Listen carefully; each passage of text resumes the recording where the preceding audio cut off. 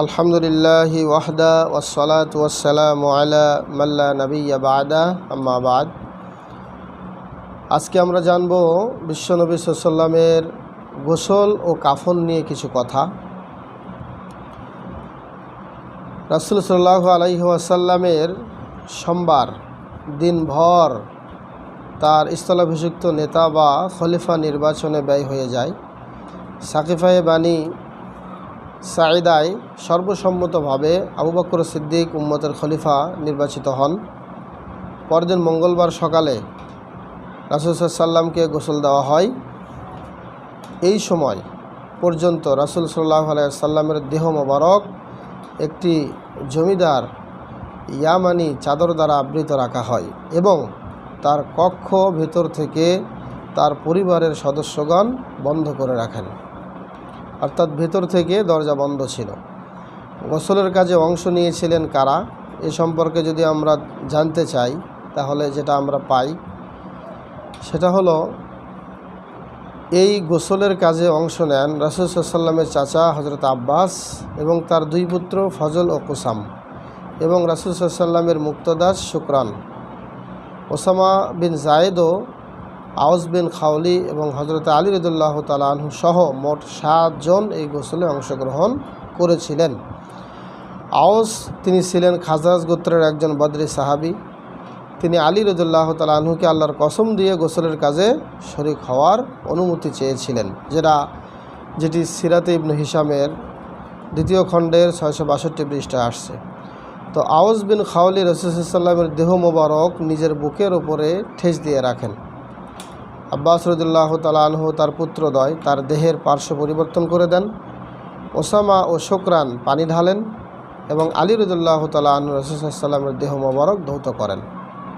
এ সময় রাসূল সাল্লাল্লাহু আলাইহি ওয়াসাল্লামের পরিহিত পোশাক খোলা হয়নি। পোশাক যেরকম ছিল এরকমই ওই অবস্থায় রাখা হয়েছিল, ওই অবস্থাতে তাকে গোসল দেওয়া হয়েছিল। পরিহিত যে পোশাকটি ছিল এটিকে খোলা হয় নাই। আয়েশা রাদিয়াল্লাহু তাআলা আনহা তিনি বলেন, রাসূল সাল্লাল্লাহু আলাইহি ওয়াসাল্লামকে 3টি ইয়ামানি সাদা চাদর দিয়ে কাফন পরানো হয়। এগুলির মধ্যে কামিজ ও পাগড়ি ছিল না, যেটা সহিহ বুখারীর 1264 নম্বর হাদিস।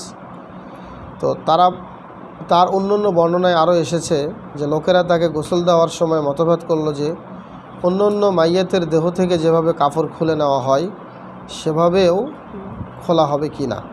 তখন আল্লাহ তাদের ওপর নিদ্রা চাপিয়ে দেন, সুবহানাল্লাহ, যাতে তারা সবাই ঢুলতে থাকে।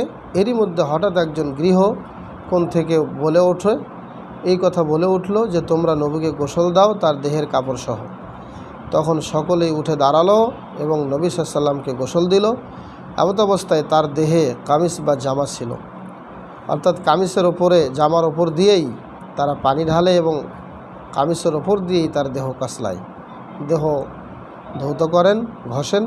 আয়েশা রাদিয়াল্লাহু তাআলা আনহা বলেন, যদি আমি আগে জানতাম যা পরে জানলাম তাহলে রাসূল সাল্লাল্লাহু আলাইহি ওয়াসাল্লামকে কেউ গোসল দিতে পারত না, তার স্ত্রীগণ ব্যতীত। যেটা মুস্তাদরাকে হাকিমের মধ্যে আসছে তার এই বক্তব্যটি। তো এক্ষণে তাকে পরিহিত পোশাকসহ গোসল ও কাফন করা হয় বিধায় প্রথম বর্ণনায় কাফনের কাপড়ের মধ্যে কামিজ বা জামা ছিল না বলার সেটিও একটি কারণ হতে পারে। তো 3টি কাপড়ে কাফন দেওয়ার কথা বিভিন্ন সহিহ হাদিসে স্পষ্ট আসছে, কিন্তু 3টি কাপড়ের ব্যাখ্যা এসেছে মুসনাদ আহমদের মধ্যে 1942 নম্বর হাদিস, এবং আবু দাউদের মধ্যে আসছে 3153 এবং তিরমিজির মধ্যে আসছে 997 নম্বর হাদিস।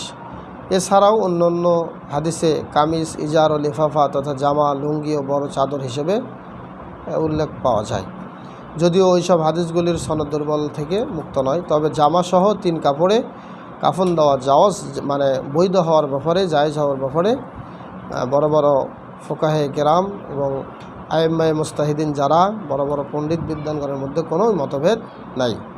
এই বিষয়ে আরও যদি আমরা দেখতে চাই তাহলে মিরাত শরহে মিরকাত যে আছে মিশকাত, তার হাদিস নাম্বার 1650, এই হাদিসটার ব্যাখ্যা দেখলে আমরা আরও স্পষ্ট বুঝতে পারব। তো এই ছিল বিশ্বনবী নবী মুহাম্মদ রাসূলুল্লাহ সাল্লাল্লাহু আলাইহি ওয়াসাল্লামের গোসল এবং কাফনের হিস্টোরি।